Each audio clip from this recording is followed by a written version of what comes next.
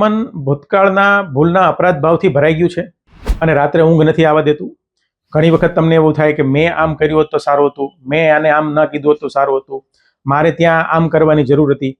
એવા સતત વિચારો આવે રાખે છે. મારા એક રિયલ પેશન્ટની વાત કરું. મારી પાસે એક લેડીઝ ટીચર આવેલા. એ ક્લાસમાં એક છોકરાને બહુ ખરાબ રીતે ખીજાયેલા, પણ આ એના મનમાં એટલું બધું ઘર કરી ગયું કે આ ઘટના એનું મન ભૂલવા તૈયાર નહોતું. ત્યારે મેં એમને કીધું કે 3 વસ્તુ કરો.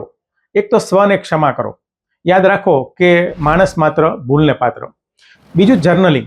તમને જે વિચારો, તમારી જે લાગણી જે તમારે આવે છે એનું એક નોટ ડાઉન કરો, એક લખી નાખો. અને છેલ્લે, જો વિચાર ન બદલી શકો ને તો તમારું વર્તન બદલી નાખો. જો તમારા મનમાં ભૂલોનો બોજ સતત રહેતો હોય, ગિલ્ટ ફિલિંગ થતી હોય, અપરાધ ભાવની લાગણી થતી હોય, તો આ અજમાવી જુઓ છો.